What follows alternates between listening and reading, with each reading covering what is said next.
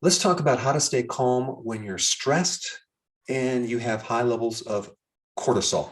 Now, if you live on planet Earth, you may have experienced stress at least once in your life. And I'm being very sarcastic because it seems like the motto is to keep your adrenals jacked up and keep you in stress mode 24/7.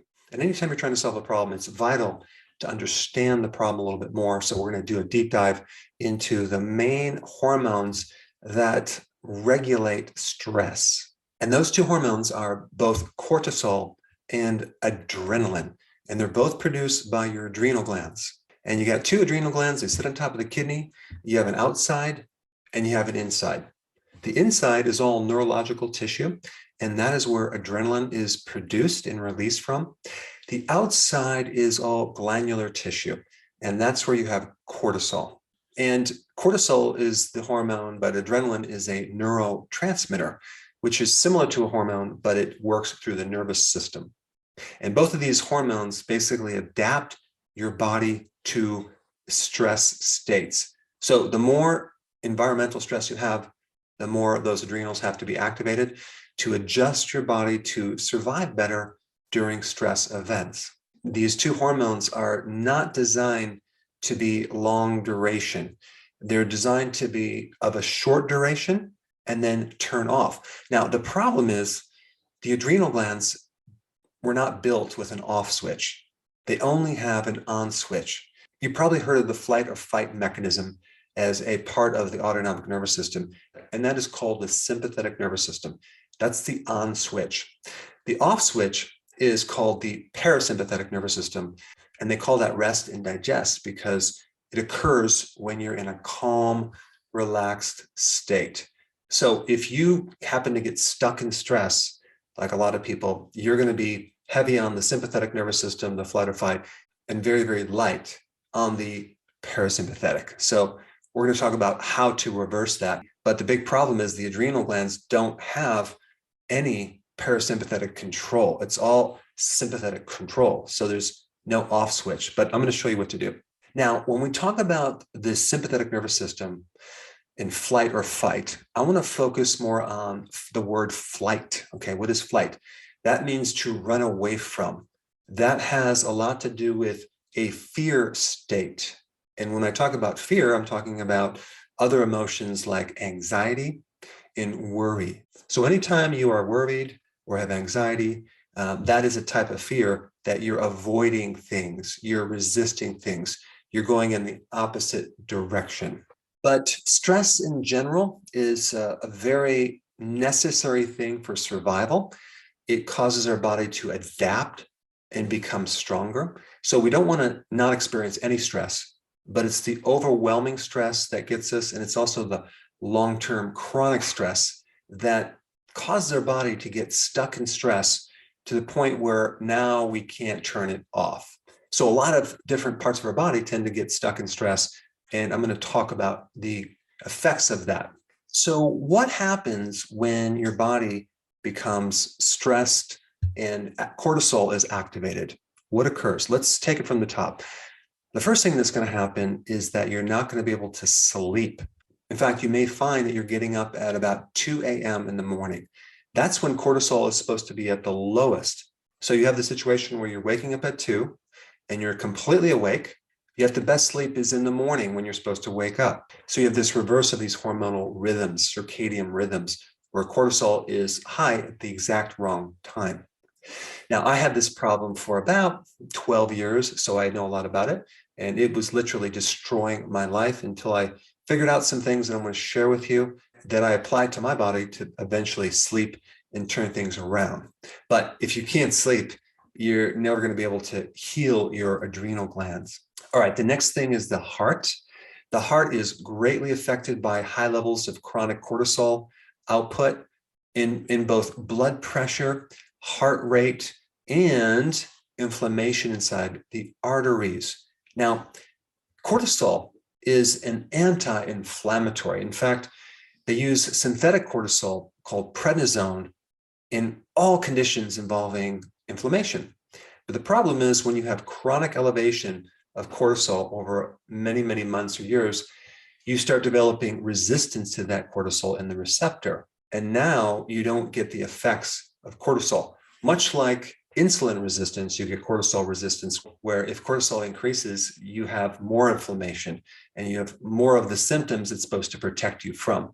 So too much cortisol over a long period of time will keep you in an inflamed state. And this prompts the need for medication, and people start taking anti-inflammatories, prednisone, for all sorts of inflammatory conditions, especially like arthritis, autoimmune issues, joint inflammation. That's usually years of stress and cortisol, where cortisol now doesn't work anymore. So you just get the negative effects of cortisol and not the positive ones. Now, this next function with cortisol is fascinating. It affects your white blood cells, the immune system. Normally, cortisol is supposed to suppress your immune system and turn it off because it's trying to protect you against this overreactive immune system where you have too much inflammation. So cortisol tends to put the immune system on pause for a while, and that's what it does. In fact, cortisol inactivates or turns off a very important specific T cell called the natural killer T cell, which normally does two things. It kills viruses and it kills cancer cells. So the more cortisol you have in your body, the less immune system you're going to have over a period of time. In fact, this is why nearly everyone who gets an infection or gets sick had a stress event just before that, because the stress activates cortisol and closes the door on the immune system so your body cannot fight it anymore. So stress makes you more susceptible to viruses, bacteria, fungus, mold, etc.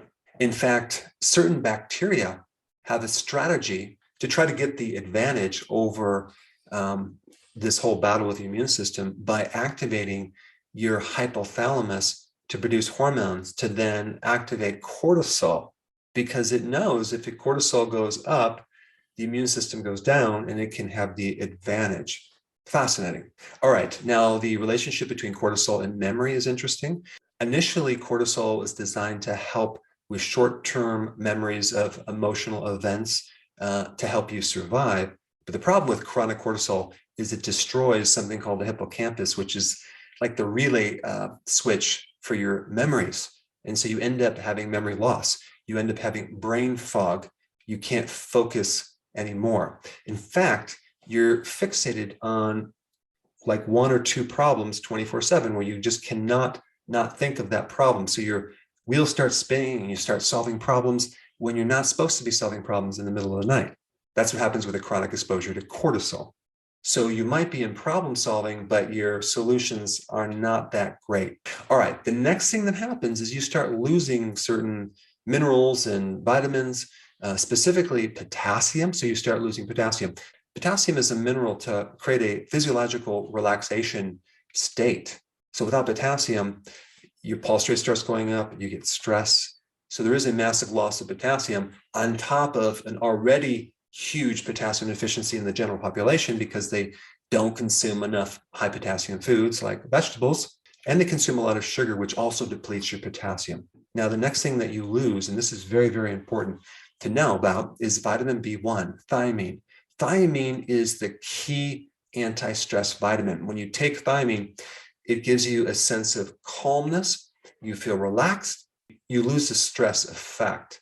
So stress and high cortisol deplete B1, but also B1 lowers stress and lowers cortisol and will increase other things like GABA, which is very calming. Now, you also lose this H+. It's called the hydrogen ion, okay? And all you need to know about that is that that's an acid. And so when you lose your acid, you end up with a state where your pH is more alkaline. So when you have people in chronic cortisol states or high stress, they become more alkaline, not acid.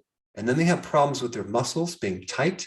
They get little twitches. They have tetany. They get muscle cramps. They can't absorb electrolytes that well. And they have a lot of other issues, especially with breathing. Their breathing is off. But what initially happens is when you have high cortisol is you might have a spike in acid. So you might have acid reflux, and then you lose your acids and it starts going down. And now you don't have enough stomach acid, so you have digestive issues. But other than that, you're going to be doing totally fine. All right, next effect is a catabolic effect. What's that? That is where your muscles start becoming broken down. So the body is increasing cortisol to turn your muscles into the basic building blocks, amino acids, which then can be converted to sugar. So your body is trying to give you quick energy with sugar or glucose from your muscles, okay? But it also dismantles collagen from your joints and your skin, as well as elastin, which is a type of protein. So it makes you wrinkly and looking older. Don't worry, it gets a little bit worse. Cortisol also destroys your bones. It creates osteopenia and osteoporosis. This is why during menopause, when you lose the function of the ovaries, the adrenals have to work twice as hard and act as a backup to the ovaries. And if they're weakened going into menopause, you end up with all sorts of adrenal overwhelm issues. Your adrenals become fatigued and they can't keep up with the extra demand. All right, let's talk about the kidney. What happens with high cortisol with the kidney? You filter less. So you have less filtration, and that means you do not filter enough of certain minerals like potassium and magnesium, and you lose those minerals. Okay, so that's one mechanism of losing certain minerals, but you retain sodium. And this is why adrenal cases have a lot of fluid retention. Okay, so there is a condition where your adrenals are burnt out, where you're losing sodium, okay, and you're retaining potassium. That is more rare. So I don't want to cover that in this presentation, but it's called Addison's, where you need to be consuming a lot of salt and you don't want to be consuming a lot of potassium because you're losing salt. Very rare. Most people have the opposite problem, or maybe a subclinical version of high cortisol, and it's called Cushing's. All right, the next point about cortisol is this increase in glucose or sugar. Another name for cortisol is glucocorticoids because it helps to regulate glucose and helps to release stored glucose. It helps to make glucose from non-carbohydrate sources like your protein, like your fat, even ketones. And this is why cortisol can activate insulin and make you fat around the gut and give you all the negative effects of high insulin, which I've done a million videos on. All right, now with digestion. Now remember, digestion is all about the parasympathetic nervous system control. So that's rest and digest. That's the off switch. So you're going to digest when you have the least amount of stress. When you have high levels of cortisol, digestion becomes inactive and sluggish, and you have all sorts of issues with digestion and bloating, and you can also develop ulcers. So you need low stress, low cortisol to be able to digest and absorb nutrients. Now, I already mentioned belly fat in relationship to cortisol, but that comes from high insulin because the cortisol is just turning everything into sugar and releasing a lot of unnecessary sugar for this quick energy. All right, low vitamin D occurs with high cortisol. What's interesting about vitamin D is that it can act like cortisol, but without the side effects. Vitamin D is a very powerful anti-inflammatory. It's very, very important in the immune system. It actually helps to suppress the immune system, but it doesn't turn it off. It helps to enhance the immune system, and it can help to minimize or curb the inflammation or situations where you have the cytokine storm, where you have too much inflammation. All right, so as you can see, high levels of cortisol over a period of time is very, very bad. All right, enough of the bad news. Let's talk about the good news. What can we do about it? How can we lower cortisol? How can we remain calm despite this stressful environment? Okay. The first thing to do, and I think this is very important, I've done an individual video on this, is to balance all this mental stress, which our body has not adapted to yet. Our bodies are not designed to deal with the amount of mental stress that we go through, but to balance out this mental stress with physical stress or physical work, to do physical work around the house, but it might be better to do it outside, do it in nature, very therapeutic to get rid of mental stress, to do physical work. Physical work is going to get your mind off the stress. It's going to get more blood flow. It's going to make you get tired and help you sleep. Mental stress might make you tired, but it doesn't help you sleep. So more physical work is very, very important, if not the most important thing. And you can also do exercise, which is more organized type physical activity, but physical work is a little bit better, but both would be a good thing. All right, number two, you want to stay in action. You want to stay moving, because when you're in a state of worry, when you're in a state of anxiety, when you're in a state of fear, your body is kind of paralyzed. You pretty much are not doing much. You're withdrawing. You're not in action. And that's just going to keep the stress there. The more you're in action, doing things, the less stressed you're going to be. All right, number three, like I said before, vitamin B1, thiamine, is the most important vitamin with stress. If you haven't taken B1 when you're stressed, you won't appreciate the significance or the impact that that can create. I will usually take nutritional yeast. I take them in a tablet when I'm stressed, and it's just like a switch. It just, within minutes, I just feel calm. I feel good. I can cope with stress. If you haven't tried that, that is definitely something you need to have as your go-to. All right, the next two minerals that are very important in stress is magnesium and potassium. And guess what? They're both found in these things called vegetables, okay? So having a big salad every single day is very important in keeping the minerals high so you can actually counter stress, as compared to just having protein, which can just kind of keep you wired, and protein doesn't have enough potassium and magnesium. And then on top of that, if you're adding carbs, not a good situation. Carbohydrates actually keep you in that sympathetic flight or fight mode.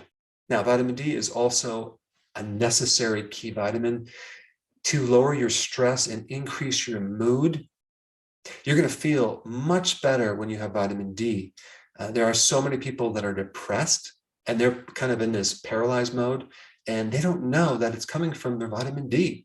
And vitamin D can actually help to act like cortisol, but without the side effects. So it can help get rid of inflammation and also fulfill a lot of other functions with your immune system, et cetera, et cetera. The next thing, number four, is to get on the healthy version of keto as well as intermittent fasting.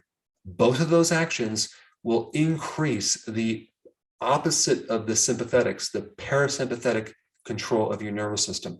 They're going to make you calm. You're going to feel better. You're going to have more cognitive function. You're going to have less stress. You're going to have less brain fog. You're going to be able to cope with stress much better. And it's going to bring your mood up from anxiety to a much higher level of calmness.